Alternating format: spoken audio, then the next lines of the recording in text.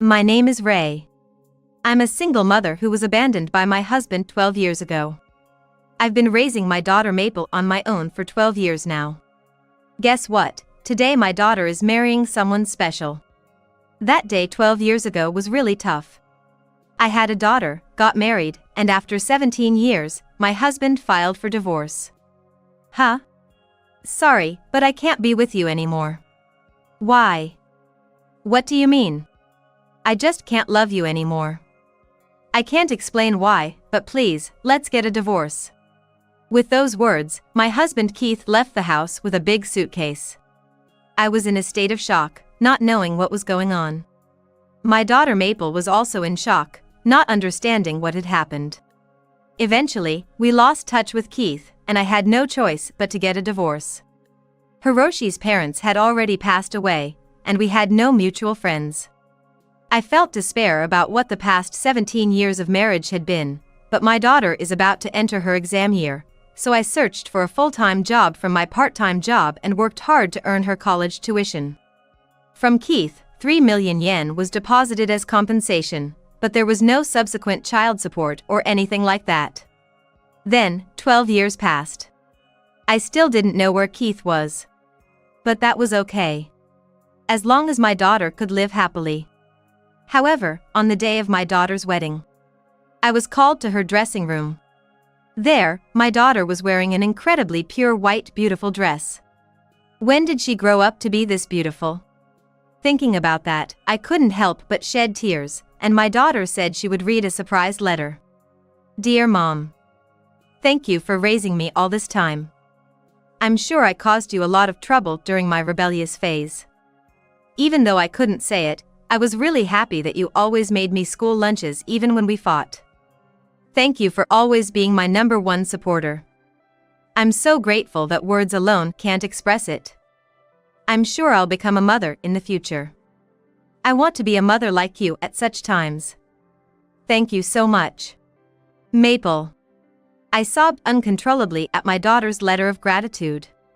However, Maple's face seemed somehow grim. Mom, and I'm sorry. There's something I've been keeping from you all this time. Actually, I've been hiding the reason why Dad left home that day till now. But I have a reason I can't hide it any longer, and I have to tell you, Mom. Maple started crying heavily as she began to speak. Dad actually eloped with my best friend Julie that day. I knew Julie was in love with Dad, but I never thought Dad would respond to Julie's feelings, so I didn't say anything to Mom, Julie, or Dad. But that day, I got a message from Julie. I'm eloping with the teacher. I never thought something like that would happen, but right after that, Dad gave Mom divorce papers, and I realized it was true. I couldn't tell Mom something like this right away. I'm sorry. I was speechless at the contents of that story. Keith was a cram school teacher. I was also a cram school teacher, so that's how I met Keith. I was self-conscious about my short stature and youthful appearance, often teased by students for it. Keith was the one who acknowledged it. I was drawn to him and aggressively pursued him until we started dating. Afterward, I became pregnant with Maple and we got married. From there, I quit my job and worked part-time while leading a married life. Certainly, about half a year before we got married, Keith didn't seem to come home at all. I never thought he would lay hands on a student, let alone my daughter's friend. Maple and Julie were in the same class in junior high and high school, and they attended the same cram school. Maple understandably didn't want to take her father's class because it was awkward, so she changed classes, but Julie was in Keith's class. Julie had a crush on Keith, and it was surprising that he accepted her feelings. Well, actually, I also sent Julie an invitation, and I got a reply back. We've been out of touch for 12 years, but I found her on social media. Now you can send invitations online, so I sent her a direct message and she replied, asking for help. She called me later to talk about it. Now she has 5 kids, but her husband doesn't do any housework or childcare and is financially harassing her. She wants a divorce, but she can't because of her situation. I thought I should tell Mom about this. Of course, Mom might not care about the story of my ex-husband and the woman he eloped with, but she's my best friend, so I thought I had to tell her. That's not true. It's all Dad's fault. Let's help Julie. Thank you, Mom. No, thank you for telling me even though you're going through a tough time. Let's talk more about it tomorrow. Today is your big day, isn't it? You can't cry like this. You have to smile at the wedding. Saying that, I wiped Maple's tears to keep her makeup from running. I was boiling with anger inside, but somehow we managed to finish the ceremony without any incidents. I thought Maple must be tired today, so I invited her to have dinner at our place the next day. Then, at dinner time the next day, the intercom rang, and when I answered it, Maple and her husband were there. Hi. Hi. Mom, thanks for coming to my wedding yesterday. I bought your favorite donuts. Oh, thank you. I made lasagna today, which he likes. I also made broccoli salad and corn potage. You're right, Mom. You know me so well.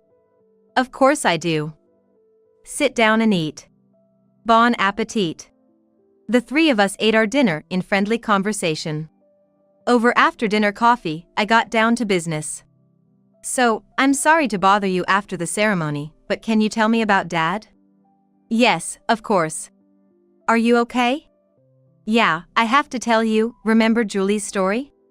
Yeah, Julie ran off with Dad, and now she's being harassed financially. That's not all. She is also being harassed mentally and belittle her. She also says that he has been unfaithful to her over and over again. But, she is not in the condition to get divorced both mentally and financially, because she has 5 kids, the oldest is 12 years old and the youngest is only 2 years old. What a disgusting thing to say. Yeah, it's so disgusting I don't even want to think of him as a father. Does that mean Julie can't go home to her parents? She dropped out of school and left her parents suddenly, so it's hard to contact her. I'm sure he's more worried than angry. I told her that too, but she is suffering more from mental anguish than that. Her hair has been falling out lately, but she won't let me go to the hospital or anything. And you know, that's bad enough, but what's worse? What happened? Actually, his sister is a victim, too. What? Do you mind if I talk to her? Yes, of course. I have a sister 12 years younger than me, and her school is the school where Keith works. She fell in love with me just like Julie. I confessed my feelings to her and she was happy to tell me that she got an okay. But I told her to stop because I thought there was no way she could fall in love with a teacher who was more than 10 years older than her, but maybe that wasn't a good idea, because I didn't hear from her for a while.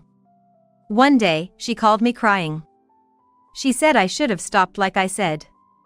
She said that she was pregnant with Keith's child, and when she told him that, his attitude changed and he suddenly disappeared, handing my sister an envelope filled with cash. She told me that she thought she would not be able to go to college anymore. But she couldn't talk to her parents about this, so she called me. After that, she lost her child and she was in a depressed mood.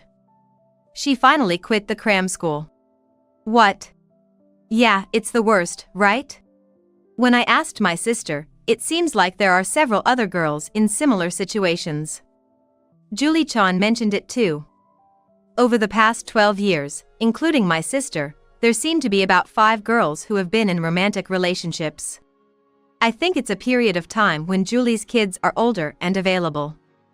Julie refused many times, but when she refused, she was yelled at all the time. She didn't want her children to hear that, so she had to hold back. What a bastard! Mom, sorry for dropping this bomb on you. But if we leave it as is, more harm might come out of it, so I thought we could figure something out together, so I came to you for advice. Well, Ken, I'm really sorry. My ex-husband ended up hurting your sister. No worries, Mom, it's not your fault at all. Even Maple was crying and apologizing so much, but really, neither of them did anything wrong. It's just that guy who's at fault. If I ever meet him, who knows what I'll do. He seemed pretty angry. You two just leave everything to me. Turns out, there's still that $30,000 I got from Keith. I never intended to touch it, so we'll use that to hire a lawyer and a private investigator. Also, I have a friend from school who's connected to the police, so I'm thinking of asking them for some advice too. Really? Mom, you sure you can handle this alone? If something happens and he flips out, it'll be trouble. But I'm good on my own. But what if something happens to you, Mom? Trust me. I've raised you on my own with my own two hands. Mom's a tough cookie. Mom. Sorry about this, but do you think we can talk to your sister? I'm planning to corner her thoroughly, make her quit her tutoring job, and erase him from society. And so, the evidence-gathering routine began. First, we decided to hire a private investigator and a lawyer. Finding a lawyer was quite a hassle. It's been 12 years since the divorce, and there's no reason to sue. So, I decided to get help from Ken's sister. Since she's married, she would be considered family, and I would be the person protecting her. We hired a detective and conducted inquiries to find the women who were victimized. At first, they were hesitant to speak, but gradually they opened up and shared their stories. Surprisingly, there were 4 other women who suffered the same fate as Ken's sister. Certainly, Keith looked very young for his age. He was handsome, kind, and had a sense of cleanliness. He was someone everyone would admire. He played the devoted husband role, whispering to a student that she was the only one he loved. Young high school girls would easily fall for him. Amidst all this, to think there were 5 victims. If only I had spoken up and revealed the truth back then, maybe this wouldn't have happened. Thinking about it made my heart ache. Perhaps even before I married him, or after, there might have been victims. It sent shivers down my spine. I can't believe I trusted such a man and kept the marriage going for 17 years. It's terrifying. Lost in these thoughts, I'm called by name. It's been a while, hasn't it? Thanks for coming all this way. What did you want to talk to me about?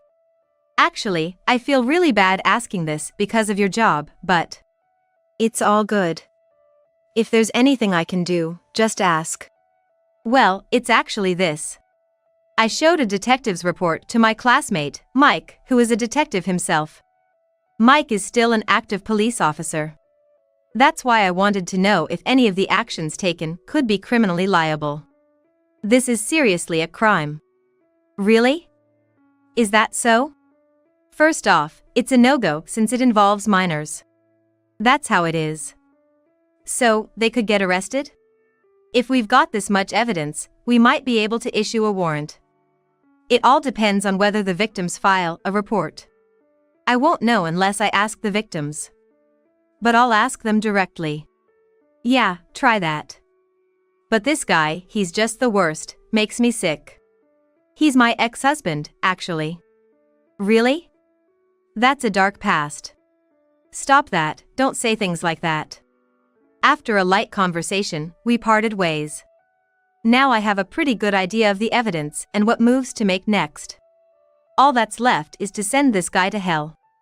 A few days later, I asked Maple to get in touch with Julie. Mom, it looks like Dad will be home around 7 p.m. the day after tomorrow. Got it. Then, let's go at that time. Do you know the address? Yes, I got it sent to me, so it's all good. Can I come too? Of course, but are you sure you can handle seeing your father like that? Yes. There are things I definitely want to say. Understood.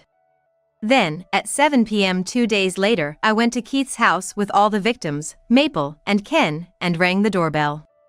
The person who came out was Julie, with sunken cheeks and noticeably graying hair. She didn't look like she was the same age as Maple. Please come in. Thank you, we'll come inside. She was surprised when she first saw my face, but she quickly led us into the house. Hey, Julie. Who did you let into the house? Do you remember my face, by any chance? Who are you? Oh, Ray? I've come to talk today. What, after 12 years you wanted to complain to me? You've been stalking me or what? Do you recognize these girls? Oh, the women I discarded. You really are the worst. You don't think what you did was wrong, do you? Of course not. They came to me, and I just accepted them. Maple desperately held back Ken, who looked like he was about to throw a punch. Maple? Oh, you've really cleaned up well. Guess you turned out pretty like me after all. And who's this next to you? Oh, you got married? Congratulations. Dad, I came here today because there's something I wanted to say. What's it? You got something to say to me? Oh, you missed me or something? There's no way that's it. I came here to tell you how utterly disappointed I am to have a man like you as my father. Being your daughter has been the worst part of my life. Stay away from me and my surroundings from now on. First of all, the fact that I'm your father doesn't change. What do you mean by your surroundings? Was I involved? You know Julie is my friend. Let her go and get a divorce. Hey, I said I'd be okay with getting divorced if I could. It's okay, Maple. We have to get a divorce now, so just calm down. I calmed Maple down as her emotions surged and tears overflowed. So, what is this really about? You gathered your daughter and these other women to complain to me? You still have feelings for me or something? Are you kidding me? Everything you've done up until now is criminally liable. I brought the evidence of that. What evidence? Everything I did was consensual, not criminal. I'm sorry, but it's a crime to be underage, even if it's consensual. What? I don't know about any of that. Here are all the evidence. I submitted all the evidence I had gathered so far. Upon reviewing the documents, Keith's expression changed. Hey, where did you find this? I gathered all the evidence myself. If I had realized this 12 years ago, there wouldn't have been so many victims. Are you kidding me? You think I can be arrested for this? Yes, you will be arrested. I've already confirmed it with the police. What? First of all, that time 12 years ago. You had your hands on Julie, who was only 17 years old. I don't know what you did, but you divorced me. Then you married her. But when you started living with her, you verbally abused her, financially harassed her, and brainwashed her so that she wouldn't leave you. Then, you started to have your hands on the next girl. It took you months, even years, to hurt all these women.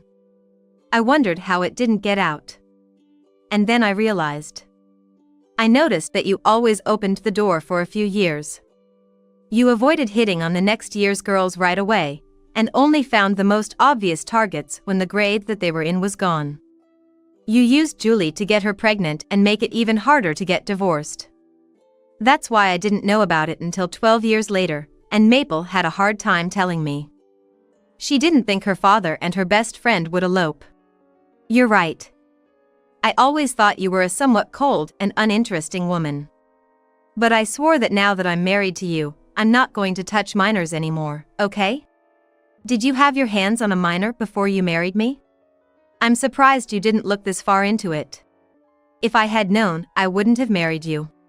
I would never tell you about my habits. The reason I married you was to give up that habit, and also because you are short and look younger than your age.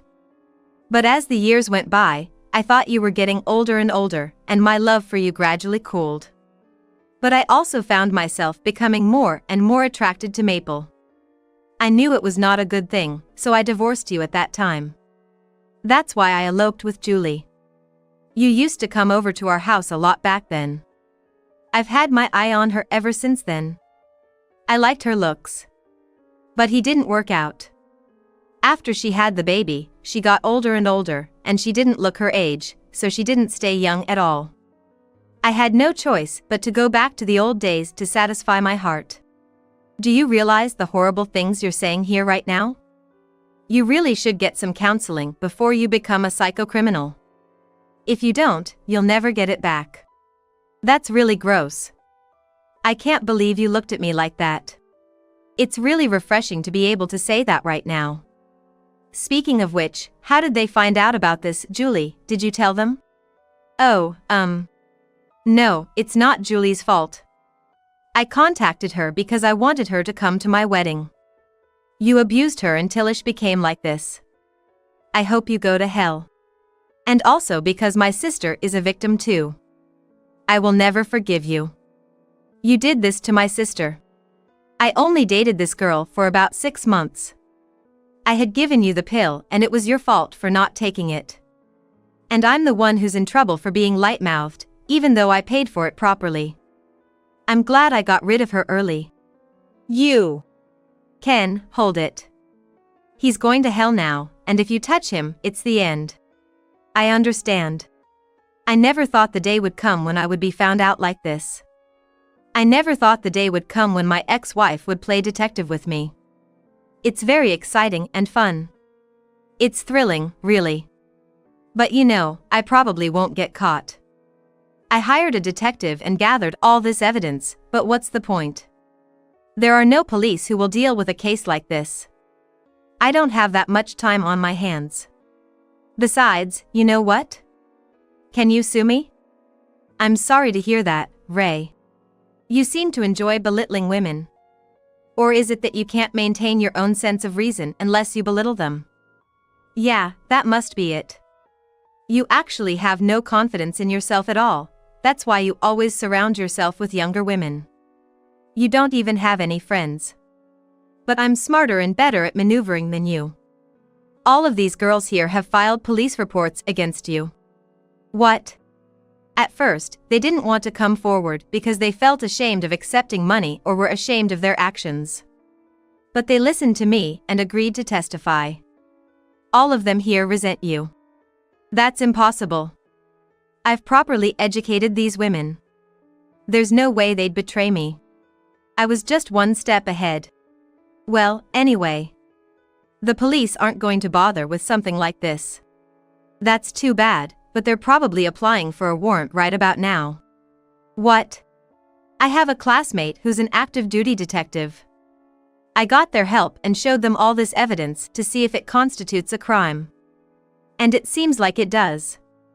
So, you're going to be arrested now. You underestimated the women you belittled. They have the strength to act with conviction. How does it feel to be brought down by the women you thought were beneath you? I might have a dark past for marrying someone like you, but I'll be the one to bring justice to that dark past. That's not possible. There's no way I'd get caught and arrested. That's impossible, it can't happen. Whether it was surprise or despair, Keith muttered something while biting his nails. Yeah, right. There's evidence that I'll get arrested? Where's the warrant? If there is one, I'll go with you.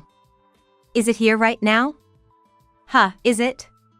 You know, I always thought this about you since we got married, you lack attention to detail. But, you know, I used to find that cute. Well, now you're just a nagging hag, so there's nothing cute about it. So, what's the deal? Tell me. Where's the warrant? Okay, calm down. I think we'll be getting a call soon. As we were discussing, the phone rang. Oh, hello. Yeah, I'll send you the address. We'll be waiting. Hey, who was that? My classmate. What? Well, just wait. It'll probably be about 5 minutes. Also, considering what's happened and how everyone's been hurt, it's only natural to apologize, right? I refuse. I won't apologize. Well, you can argue that in court. I won't lose in court. I'll hire a competent lawyer. I'm looking forward to it. And, you'll divorce Julie, won't you? What? Why? It's terrifying to hear you say why. But all the economic harassment and verbal abuse you've done so far, they've been recorded for a while now. I have no intention other than divorce. Julie has already received a diagnosis from the hospital, and I intend to obtain a restraining order against you in the future. It would be better for you to divorce quickly, it won't make your crimes any heavier. Then, the doorbell rang. When I answered it, there was Mike holding an arrest warrant. There's an arrest warrant for violation of the juvenile law. Please come with me. Damn it, you bastards. You better be prepared to face hell someday. Julie, if you thought you could easily divorce me, you're dead wrong. I'm not going to sign any divorce papers, and I'll get back at you someday too, so remember that. With somewhat cinematic lines, Keith left with Mike. The girls and Julie who were there sat down weakly. "Are you okay?" We were all tense, and then it just suddenly relaxed. Can I really get a divorce?" "It's okay. I've hired a lawyer who specializes in divorce. I'll make sure you can divorce for sure, and later, we can discuss things like a mother and child shelter. If you go there, your whereabouts won't be revealed. I think there will be a lot happening from now on, but you can live your life freely now. I'm sorry for hurting you back then. Thank you so much for being so kind to me. I wouldn't blame you if you hated me." Julie started crying uncontrollably. I hugged her gently. "You're like my daughter too. It's okay, I'm not angry. So please don't cry anymore. Thank you all for your cooperation. Let's stick together and make sure that man is brought to justice." With that, we left the house. About a year has passed since then. A month after that day, Keith was arrested. Over the past year, there have been several trials, but ultimately, he was convicted. He looked incredibly frustrated. 6 months later, Julie finalized her divorce and was able to start working safely. She now lives freely while working alongside receiving child support, and we occasionally go out for meals together. It seems like she's made up with Maple and they often hang out together now. Since then, Ken's sister successfully entered university and seemed to be enjoying her college life. "Mom, it's okay. You don't have to do so much for me. No, when the baby is born, I won't be able to relax. Take advantage of Mom now. Oh, of course, you can rely on me even after the baby is born. Oh, you're getting too excited. It's still 3 months away. But I'm looking forward to it. I love babies. Can you believe I'm going to be a grandma? It's okay to be excited about becoming a grandma, but take it easy. Okay, I got it. Maple will have her baby soon. I'm going to be a grandma soon. I'm really looking forward to it. Despite what happened, we're living happily now. Maple will have a baby soon. I'm going to be a grandmother. I was really looking forward to it. After all that happened, I am now living a safe and happy life. Oh, yes. Speaking of happiness, I actually have a boyfriend. I'm secretly dating Mike, a detective and my former classmate. Since that incident, we went out for dinner as a thank you gift, and our distance has rapidly shortened. Mike and I are both divorced, and that's how the conversation started, and somehow we ended up going out. I never thought I would fall in love at my age, but we are having a good time. So, Mom, what about your boyfriend? Huh? It's so obvious. It's that detective, right? You're already dating, aren't you? You really like talking about these things.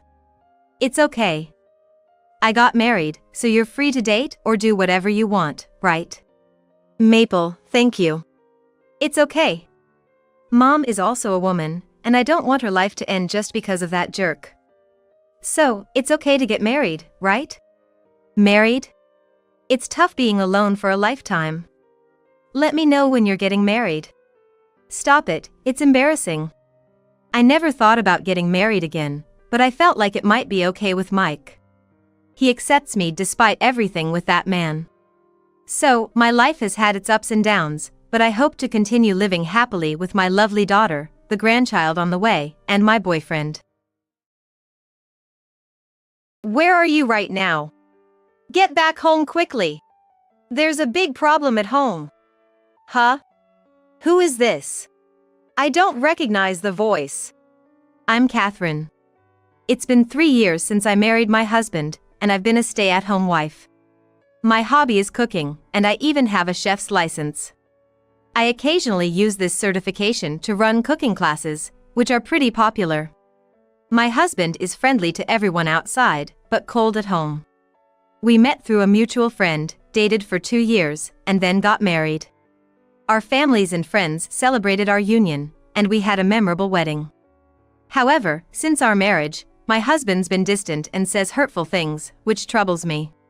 What do you want to eat for dinner tonight? I don't care, whatever. After breakfast, He curtly replies and grabs his briefcase, heading for the front door. "Oh, are you off to work already? Have a good day." Even when I see him off in the morning, he never looks back. Did I do something wrong? These thoughts often cross my mind while cleaning up after breakfast, but I never come to any conclusion, and time just passes. I finish most of the housework by noon and start preparing for the afternoon cooking class. The cooking class, which I run using my credentials, is one of my hobbies. All my students are lovely people. Today's menu includes homemade cheesecake, with plans to make several variations like pistachio and matcha. Oh, I forgot to buy something. If I go now, I can still make it in time for shopping. I quickly get ready and head out for some last-minute shopping. Upon reaching the supermarket, I bump into one of my students. "Oh, hi Miss Catherine. Are you shopping for today's class?" This young lady, Jessica, just recently joined the cooking class. But because of her friendly nature, the other students treat her like a little sister. "Hi there. Yes, I forgot a few things and came to grab them quickly." "Oh. Let me help you. Can I come over to your place after this?" "Thank you." "Sure, let's head back together." Yay! Jessica and I finish our shopping and return home. She helps with the preparation as we wait for the other students to arrive. During that time, we chat about random things, and I also give her some relationship advice. "My boyfriend is older, and we've been together for over a year, but he's never invited me to his place. It's been bothering me, but I've decided to just wait until he's ready. Worrying all the time feels like a waste." I get it. I worry about my husband too, but thinking about it doesn't help, and I'd rather not dwell on it. Exactly. Instead, let's focus on the fun things in life. You're right. Thanks. I've been a bit down lately, but you've cheered me up. I sigh, and Jessica looks concerned for a moment but soon smiles and encourages me. As we chat, the students begin to arrive one by one, and once everyone's here, we start the cooking class. I'm home.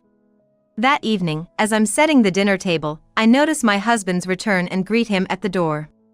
"Welcome home. Dinner's ready." With that brief response, he loosens his tie and heads to the bathroom. Not again. I sigh, but remember my conversation with Jessica and muster some energy. "If you're going to take a bath, I'll bring you a change of clothes. Please put your laundry in the basket." You think I don't know that by now? Just go away. Understood, I'm sorry. Is our relationship getting stale? The curt replies, without even making eye contact, left me feeling lonely. Throughout the meal, it's silent, with him constantly watching TV or on his smartphone. How's work been lately? Going well? Oh, I made cheesecake in my cooking class today. Would you like some after dinner? No. By the way, I was thinking of checking out some furniture this weekend. Wanna come? Working. Lately, our mealtime conversations have been like this, lacking any warmth. Even though we're sitting together, I just wish we could have even a trivial chat. The lack of conversation makes it harder to understand my husband's thoughts compared to before, and I've been feeling more anxious. You know, for the next cooking class, I was thinking. Before I could finish, my husband abruptly set down his fork. Can you be quiet? I can't hear the TV. Do you just enjoy bothering me? Clearly irritated, his words made me tense up. Who do you think allows you, who's only good for housework and cooking, to even run these cooking classes? I'm tired from work. Can't I have some peace at home? The harsh words, combined with his glare, deeply hurt me, but I chose to remain silent to avoid making things worse. The fact that the first time our eyes met today was when he was glaring was another blow. Just stop it. Don't talk to me. The rest of the silent meal felt longer, and I couldn't even taste the food. A month later, my husband stopped talking altogether. No good morning, no I'm off to work, nothing. He would even ignore me when I spoke to him. At this point, I desperately wanted to know the reason, but fear held me back from asking. Good morning. Breakfast's ready. I continued to speak to him, even though I knew he would ignore me. Maybe he's facing some problems at work and is just venting his frustrations on me. I tried to think positively, telling myself that perhaps he's just seeking comfort in this way. If I didn't think this way, I felt I'd mentally break. Today in the cooking class, I kind of burnt something, so I had to redo it. Oh. Our neighbor, she finally gave birth. I was thinking of getting them a gift. Any ideas? Should we get you a new dress shirt soon? The last one got ruined. His silence persisted for over 2 months. I couldn't even remember the sound of his voice. I felt like my spirit had broken. I began to wonder if we could even continue as a married couple. But without understanding why he became like this, I was filled with only loneliness and uncertainty about our future. Then, I fell ill and had to visit the hospital. I thought it was just a cold, but the test results were alarming, and I was told I needed a more detailed examination. They say illness can stem from one's state of mind. Could this be the result? You'll need to be hospitalized for a few days for the detailed tests. Please prepare and come in on the scheduled day. Understood. After receiving my test results, I was contemplating how to break the news to my husband. It would be great if the detailed examination shows no issues, but if they found something. My everyday life was already filled with anxiety, and this just added to my stress. Welcome home. I need to talk to you about something. I greeted my husband as usual when he returned from work, attempting to broach the topic. Yet, he continued to ignore me. However, since this had become the norm, I persisted. I wasn't feeling well and went to the hospital. They said I need a detailed examination, so I'll have to be hospitalized for a few days. You'll have to manage the meals and laundry on your own during that time. Despite discussing my health, his expression remained unchanged. It was clear that he wasn't even slightly perturbed. You're really going to ignore me even now, huh? Just, please, take care. It was evident that he truly didn't care about me anymore. I'd hoped that perhaps my health situation would elicit some concern from him. I was naive to think so. But there's no time for sorrow. There was a lot to take care of. Unlike my husband, my students were all genuinely concerned, and their kind words brought me to tears. I subsequently got admitted for the tests, and though they went smoothly, the results weren't favorable. I was told I needed surgery and was handed a consent form. Please have your husband sign this, the doctor advised. Those words felt like a dagger through my heart. I doubted he'd even listen to me, let alone sign the form. When I asked what to do if my husband couldn't sign, the doctor inquired, is he on a business trip or something? In that case, your parents can sign it.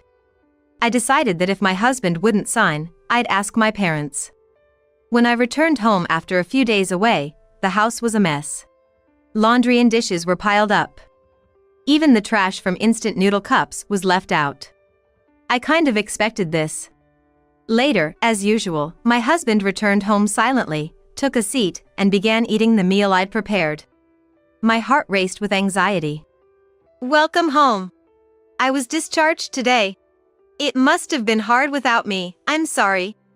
You know, I've been told I need surgery. They've given me a consent form and I need your signature. Could you sign it? After dinner, I'll leave it here on the table. Unsurprisingly, he continued to ignore me. Even after hearing that his wife needed surgery, he showed no signs of concern. Frustrated, I decided to directly confront him about his behavior. Why are you ignoring me? Did I do something wrong? It's been about 3 months now. Just tell me why. Perhaps my heightened emotions caught his attention because, in the middle of his meal, he got up and left the dining area. Why? Feeling broken, I burst into tears. I didn't know what to do anymore. Could we even call ourselves a married couple under these circumstances? I couldn't bear this painful situation any longer. Maybe it's me who needs to change. I tried to shift my focus to stay positive and eventually drifted to sleep. I needed the consent form signed for my surgery, so the next day, I decided to visit my parents' home. As I expected, my husband hadn't signed the consent form I left on the table. Without any hope or further disappointment, I methodically packed and left. Upon arriving at my parents' house, they greeted me with warm smiles. Seeing their smiles, tears welled up, and my parents, sensing something was amiss, comforted me. What happened? They asked with concern. I decided to confide in them about the current situation. After hearing everything, my parents were visibly angered. Divorce him and come back home now. My father's face turned as red as a beet. But since I don't know the reason, I'm unsure of how to act. When I mentioned this, my parents suggested, why not hire a private investigator? Even if there's no suspicion of an affair, knowing how he spends his time outside could provide clues as to why he's ignoring me. I accepted my parents' proposal and decided to have a private investigator look into my husband's activities. After consulting with the agency, they planned to conduct the investigation during my surgery and hospital stay. They would update me once my health stabilized. The agency was very cooperative and promised to get on it immediately. Discussing it with my parents and the investigator helped alleviate some of my anxiety. On the day of my hospitalization, my parents, who had signed the consent form, accompanied me. They waited outside the operating room the entire time, ensuring I felt at ease going into surgery. The operation was successful, and my recovery went smoothly. When I felt better and contacted the private investigator, they informed me that the report was ready. I promptly invited them to the hospital where, in the presence of my parents, I heard their findings. Based on our findings, your husband is having an affair. My heart raced at those words, and my hands began to tremble. Seeing my reaction, my mother comforted, you don't have to hear this if you don't want to. But I insisted on knowing the details. If you ever feel overwhelmed, let us know. For now, I'll continue. The woman involved works at the cafe located on the ground floor of your husband's office building. They met there, and he seems to have lunch there almost daily. They frequently meet up after work and head to a hotel. We gathered substantial evidence quickly. It appears their relationship has been a topic of office gossip for over a year. Over a year? We've only been married for 3. So he started the affair less than 2 years into our marriage? It seems that way. When did you first notice a change in his behavior? Reflecting on it, I realized his demeanor had shifted after our first year of marriage. I hadn't suspected an affair then, but the timeline now made sense. I did notice he became distant after our first year. So, he had someone else by then. How foolish of me not to see it. Wanting to shield my parents from further distress, I put on a brave face, but tears betrayed me. They looked heartbroken beside me. I understand how you feel. With this much evidence, you can file for divorce. It's not my place to say, but you don't have to endure this any longer. The decision, of course, is yours. Looking at the photos again, I noticed my husband's laughter in the evidence. A sight I hadn't seen at home in ages. But now, it was directed at another woman. On closer inspection, I recognized her. Is that Jessica? I had overlooked her presence in the initial photos because I was focused on my husband. But now, I recognized her as Jessica. You've got to be kidding me. Do you know this woman? Yes. She's a student in my cooking class. I can't believe Jessica is the other woman. So you knew her. I'm truly sorry to deliver such distressing news, and it pains us too. However, it appears that this woman doesn't know your husband is married. In other words, she's unaware she's involved in an affair. Upon hearing this, a conversation I had with Jessica came to mind. I remember Jessica mentioning something about her boyfriend not taking her home. That makes sense. Being married, he can't exactly bring her home. We also did some digging on her. She has a good reputation. Given that your cooking class was on hiatus during our investigation, we never suspected you'd know her. What do you plan to do? The idea of Jessica having an affair was hard to swallow, but I felt the need to speak with her. If she knew and still chose to get involved, I'd want to hold her accountable. Regardless, I had made up my mind about my husband. I'm gonna divorce him. Immediately. And I'd like to speak with Jessica first. Depending on our conversation, I'll decide my next move concerning her. Upon hearing my decision, my parents encouraged me to move back home without delay. The investigator, with a warm smile, reassured, "We'll support you in any way we can." I felt stronger knowing I wasn't alone. After my discharge from the hospital, I seized the opportunity when my husband was at work to pack up my belongings. The state of our home was pitiful. But that no longer mattered to me. I packed only the essentials and left the house, leaving behind the business card of a divorce attorney on the table. Outside, my parents' car awaited, and I rode with them back to their house. 2 weeks later, my husband called. Just seeing his name on my phone's screen made my heart race and my hands tremble. But I picked up the call with unwavering resolve. "Hello? Where are you? Get back home now. The house is a mess." Hearing his voice after so long, it sounded harsher than ever. "Who is this? I don't recognize the voice." That comment seemed to infuriate him further. "I'm busy. Please don't disturb me. You think you can make a fool out of me? Get back here and clean up." "I don't recognize the voice, so I'll hang up now." I immediately ended the call. I once yearned to hear his voice, to speak with him. Now, just hearing it repelled me. After hanging up, the weight lifted off my shoulders, and I let out a deep sigh. At that moment, there was a knock on my room door. My mother peeked in, smiling gently, suggesting we have some tea. As we chatted over tea, the home phone rang. Picking it up, it was, unsurprisingly, my husband again. "Oh Bob, hi there. It's been a while. What's up?" That's my mom. She handles situations with such composure.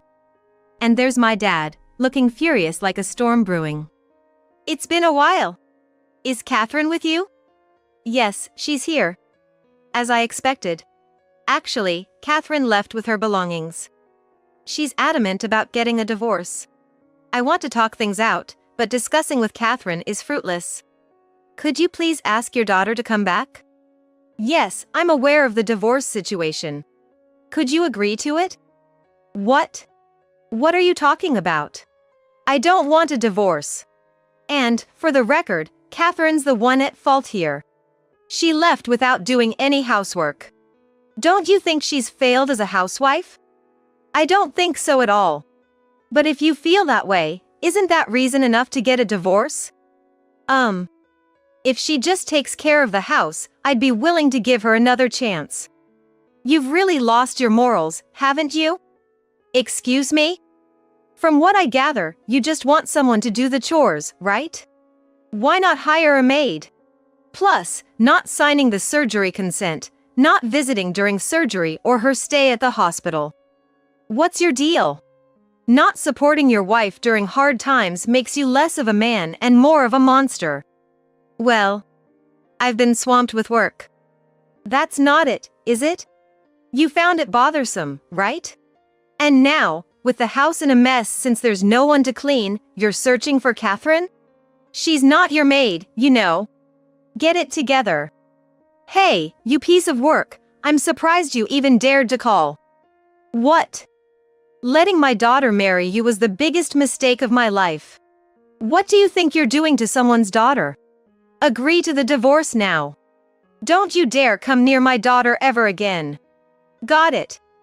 My father, unable to hold back his anger any longer, snatched the phone from my mother and gave him a piece of his mind. Then, with a slam that made me think the phone might break, he hung up. "Dad, be careful. You'll break the phone." Sorry. I got carried away. Witnessing my parents' exchange, I couldn't help but chuckle. My husband called several times after that. His name on the screen now only evoked disgust. "Hello? Hey, it's me. When are you coming back?" Did he forget our conversation? He acted as if nothing happened. "Who is this? Stop playing games. I reached out for a reason. Didn't you want to talk to me? I don't recognize your voice. And I don't intend to talk to someone like that. Acting high and mighty now, are you? If you come back now, I might consider talking. Hurry up and clean up." It became clear with his comments.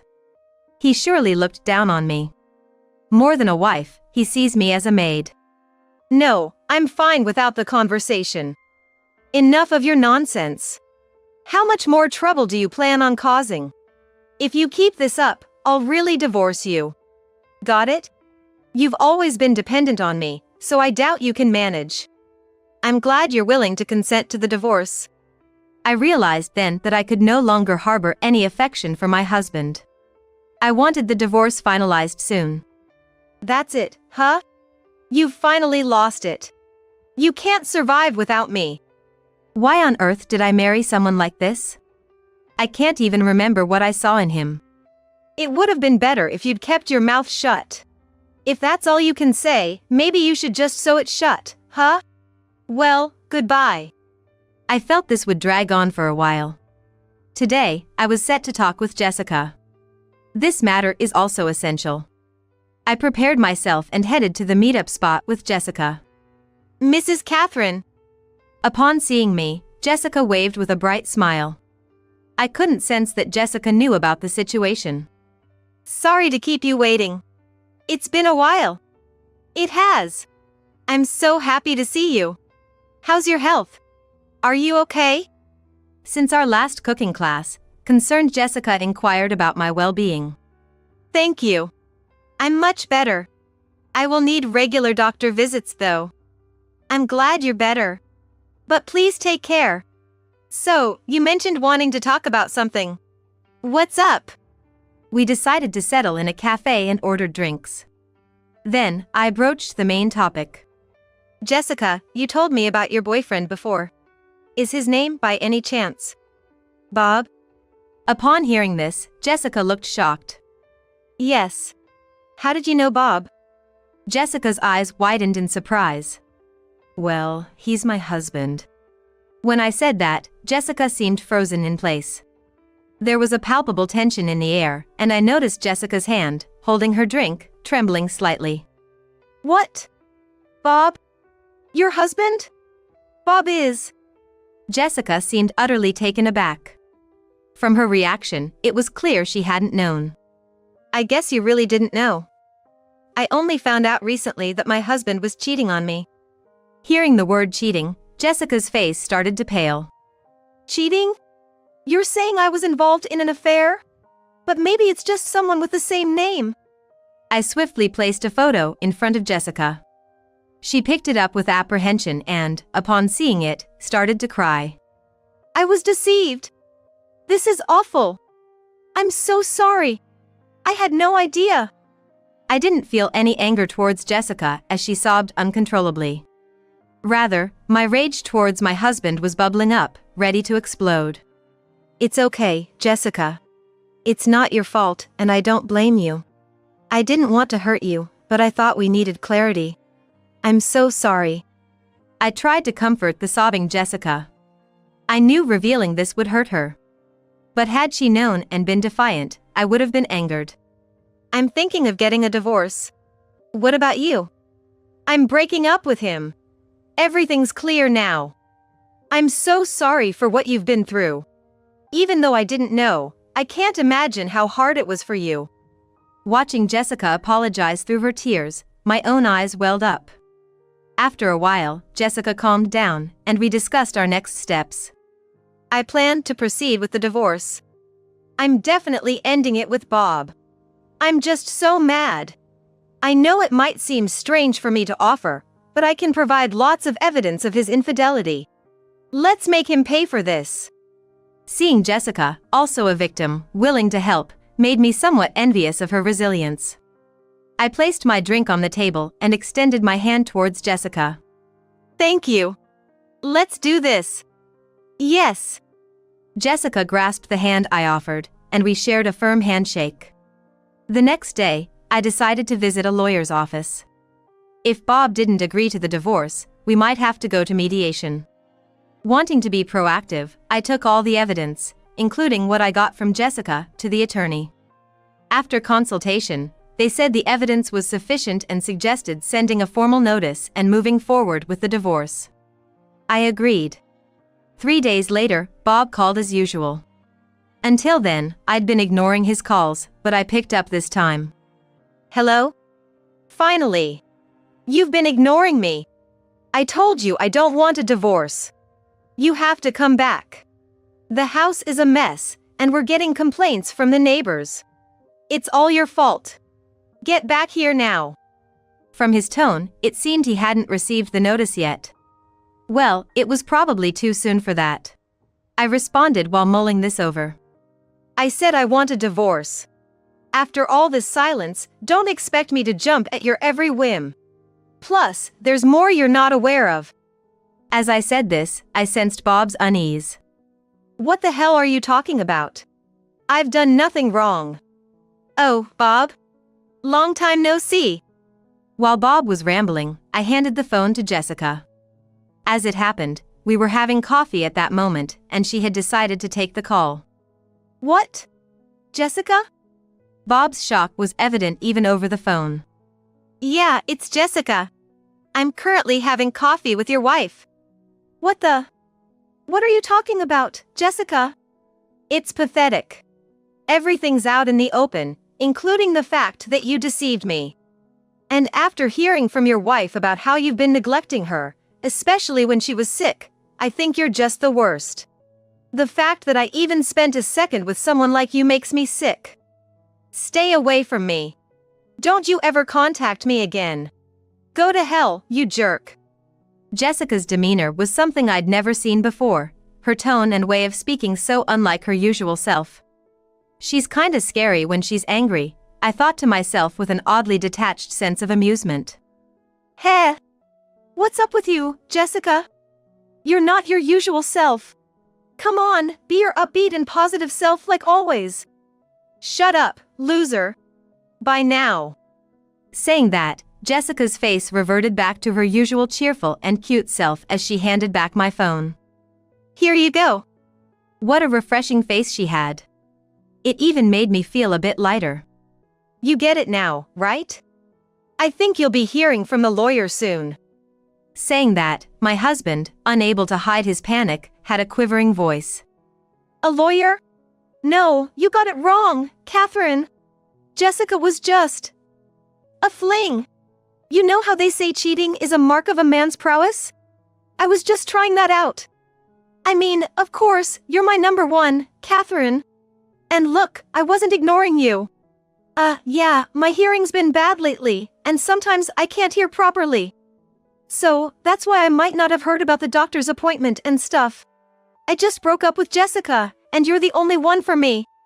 The more he spoke, the more disgusting he sounded. His voice was mixed with panic, and he even used an overly familiar tone with me. His lame excuses almost made me hang up. "Do you know what prowess means? It means the energy and resilience to see things through and a dependable character. So, in other words, someone like you, who doesn't have a shred of prowess, has no right to cheat." "Well, I think anyone who cheats lacks prowess anyway. Oh, and don't contact me directly anymore. From now on, communicate through the lawyer. Honestly, you're just gross. I don't want anything to do with you anymore. Goodbye." "Wait. I'm sorry. I apologize. I won't ignore you anymore, and I won't cheat anymore." I didn't really pay attention to his continued pleas since I had conveyed what I needed to. So, I hung up. There was no need to engage with him anymore.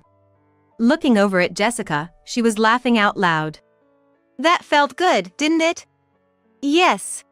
And from now on, just call me Catherine. We're friends now, right?" Hearing that, Jessica's eyes became watery. "Catherine, I'm so sorry for everything. I adore you. While the whole thing with that jerk is a dark chapter in my life, I'm grateful that it brought me closer to you." She hugged me, and I realized that to me, she was like a beloved younger sister. When I got home and informed my parents about the situation, both seemed relieved.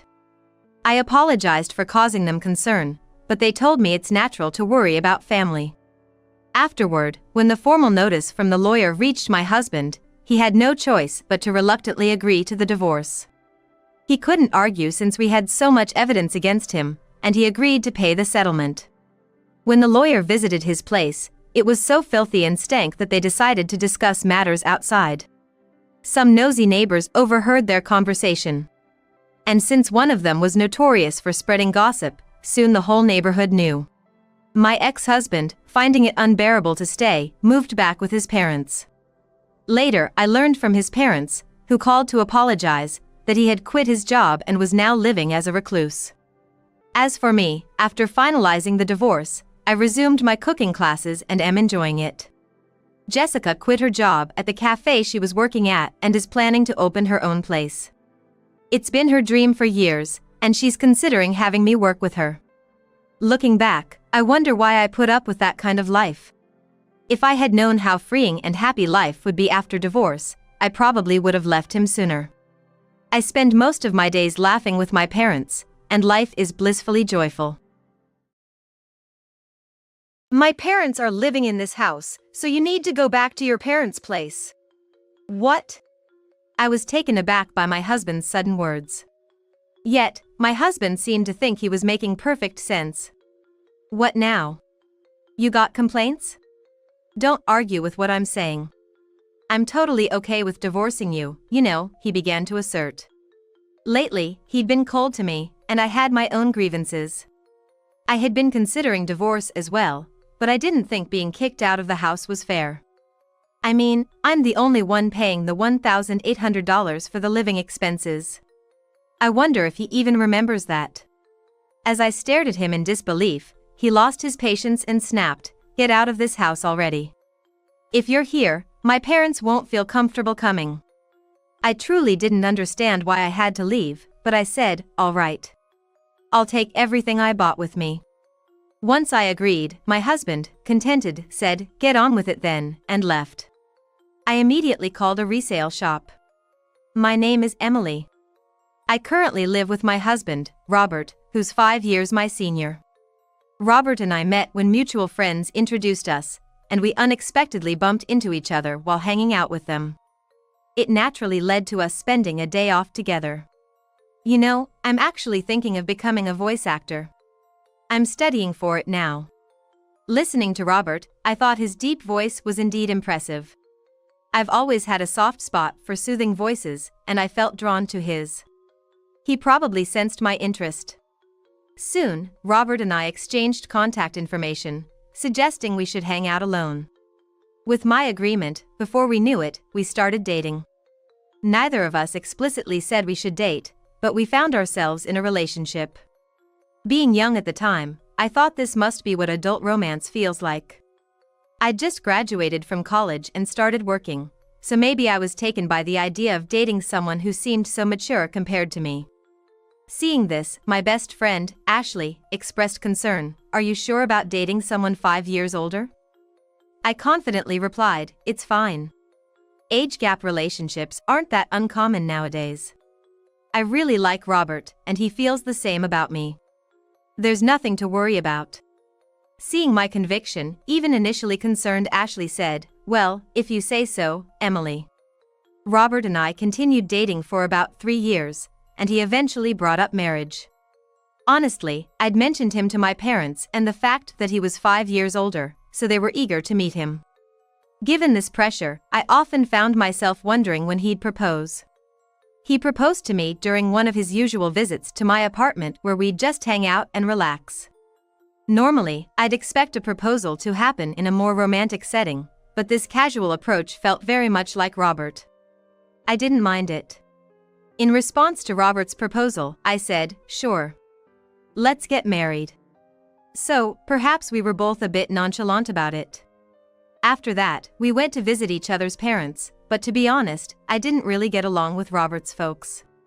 When we arrived at Robert's family home, the entryway and living room were crammed with what looked like antiques, though I couldn't tell where they were from.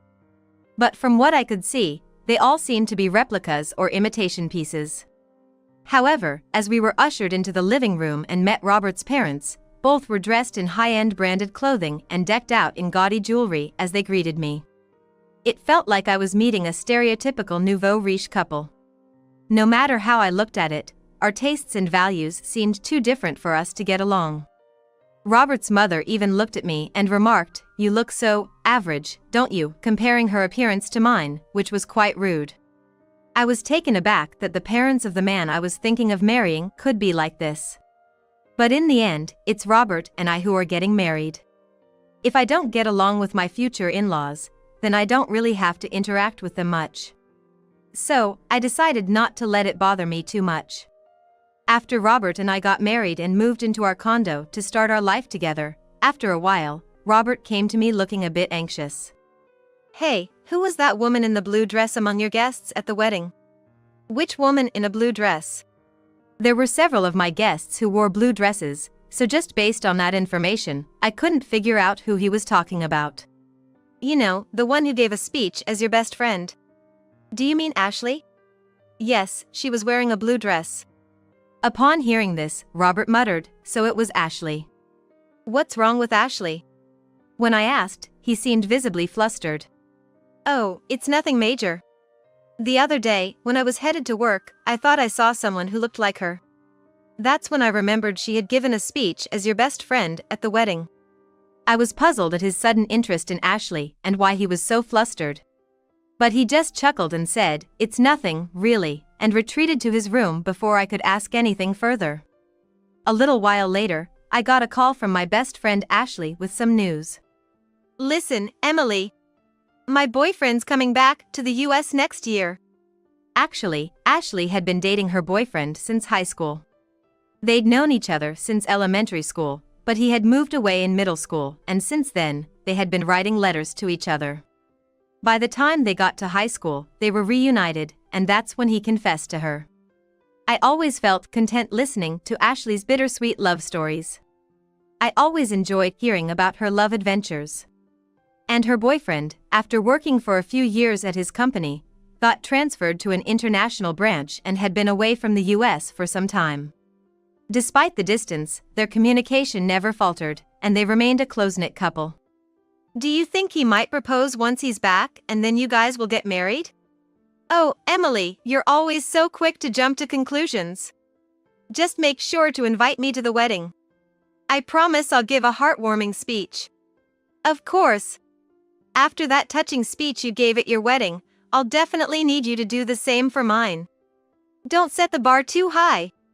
We shared a laugh over our tea. We could talk about anything and everything, completely trusting one another. If one of us had a problem, the other would be there, always ready to offer a shoulder to lean on. And it was around this time that I started noticing Robert coming home later and later. "Working late again today?" Yeah. You think I shouldn't work or something?" Even after getting married, Robert held on to his dream of becoming a voice actor. While studying for that career, he couldn't quite see the results and had to work part-time jobs to make ends meet. Yet, all the money Robert made from his part-time jobs went straight to his voice acting classes, so I had to cover all our living expenses. That's why we couldn't really save up a shared savings. After a while being married, I realized Robert wasn't willing to give up on his dream for the sake of our family. I kept wondering if part-timers really had to work so much overtime. Robert's daily overtime added to my worries. "Hey, haven't you been working too much lately?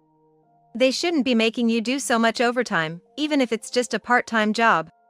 "I told you I'm fine. More money is always better. Just keep your opinions to yourself." By that time, Robert had stopped calling me by my name and just referred to me as you. When we got married, I genuinely believed he would speak to me more gently and frequently, but after our marriage, I ended up hearing harsh words from him most of the time. The once gentle and deep voice of Robert turned solely into a harsh one. He seemed to be drinking a lot, and sometimes his voice became raspy. Voice acting depends heavily on a healthy throat, so it worried me that Robert, who wanted to be a voice actor, wasn't taking care of his. But even that seemed to bother him. Slowly, he began to avoid talking to me and eventually would ignore me even when we crossed paths at home. That's when I got a call from Ashley. She said she had something to discuss, so I suggested we meet up since I had my own concerns. We decided to chat in a karaoke booth so that no one could overhear us. Ashley seemed very cautious and had specifically reserved a room where she could see the counter and staff from the door. "You specifically chose this room?" "Yes. I wanted a spot where the staff could see if there was a suspicious person outside our door. A suspicious person? Is that related to what you wanted to discuss? At my words, Ashley nodded. She had felt like someone was following her ever since she left her job about a month ago. Now, she even felt followed on her days off. The reason Ashley had chosen a room where the staff could easily see was that she thought the person stalking her might try to eavesdrop on our conversation. Did you talk to the police about it? I tried, but since there's no actual contact, they can't do much. What about your boyfriend? He's coming back in a month. I thought I'd discuss it with him too, but I wanted to first talk to you, someone close by. I see. Ashley hadn't gotten a good look at her stalker because she was too scared, so she didn't know if it was a man or a woman. So, I decided to stand at a distance and identify the person who was stalking Ashley. And through that, I came to understand who was stalking Ashley. Although I couldn't discuss my rocky relationship with Robert, in retrospect, maybe it was for the best. Because the one following my best friend Ashley was none other than my husband, Robert. Robert would tell me he had to work overtime daily, but after finishing his shift, he would lurk near Ashley's workplace and tail her when she left. I couldn't believe that the person scaring Ashley was someone so close to me. When I found out, I was beside myself. And the look on Robert's face when he was following Ashley was downright creepy. He had this sleazy, unsettling grin. I fell in love and married this man? The instant I saw his face was the moment the love that lasted for a century went cold. I told Ashley the truth and advised her to move immediately. With the help of her coworkers, she managed to have someone drive her close to her new place from the underground company parking lot for a while. After Ashley and I took these measures, Robert became increasingly frustrated. And one day, that frustration exploded. My parents are gonna live here, so you should go back to your parents' house. I was taken aback by Robert's sudden words. Yet Robert seemed convinced he was making perfect sense. Got a problem with that? If you oppose what I'm saying, I'm fine with divorcing you, he started. While I had many grievances with him and even thought that divorce might not be so bad, I didn't think he could just kick me out of our home. I'm the one paying $1,800 for our monthly expenses. I wonder if Robert even remembers that. When I looked at him skeptically, he lost his temper. Just get out already. My parents can't move in if you're still here. Why do I have to leave? I don't get it at all, but I said, fine. I'll take everything I bought with me. Seeing my agreement, Robert said, just hurry up, and walked away. I immediately contacted a local buyback service. The next day, the buyback service came to our apartment. At first, Robert smirked thinking I was moving out, but when he saw the workers assessing all the furniture and appliances, his eyes widened in shock.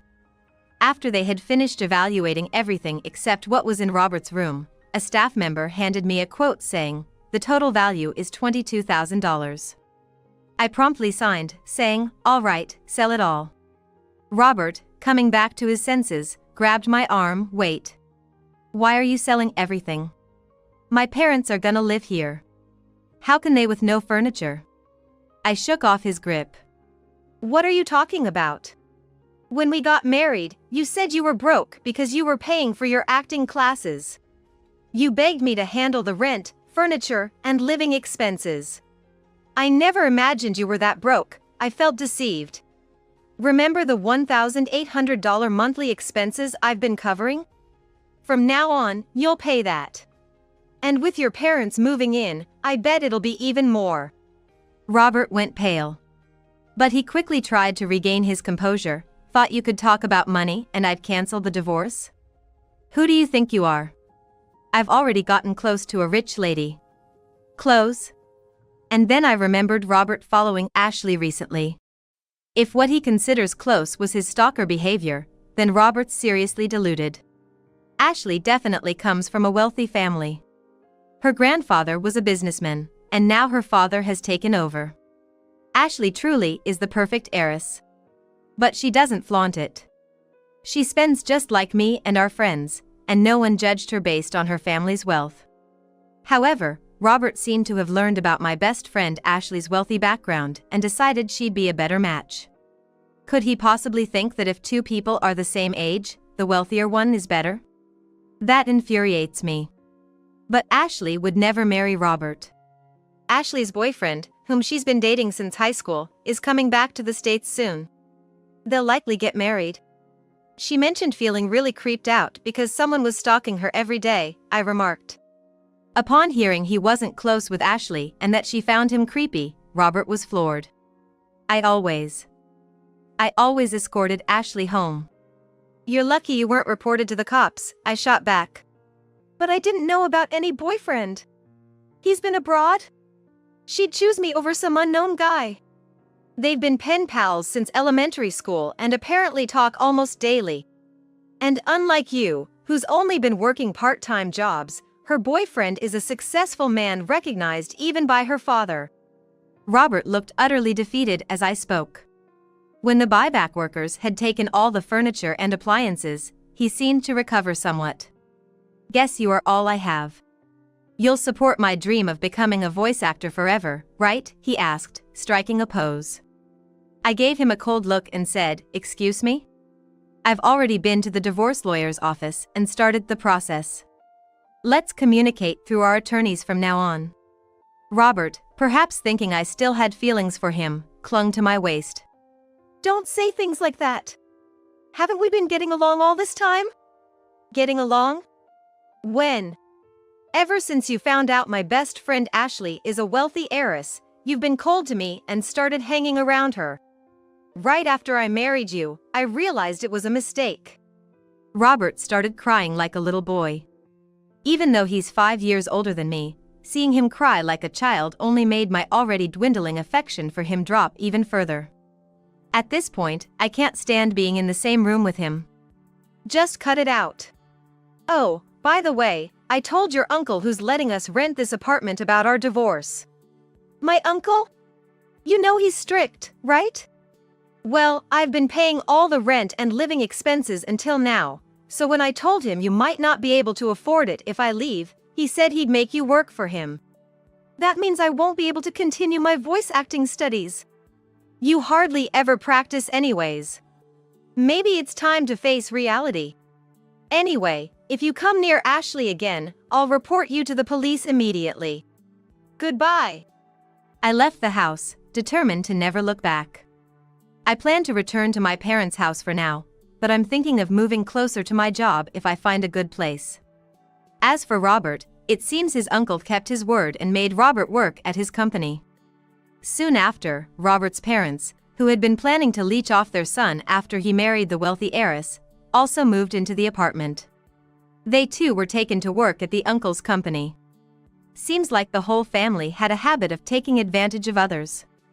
I'm just glad I was able to get away from such a toxic family. Age difference doesn't really matter, but I think I need to choose my next partner more carefully. On another note, after things with Robert settled, I received a wedding invitation from Ashley herself. She introduced me to her longtime boyfriend, and I truly wished them all the best.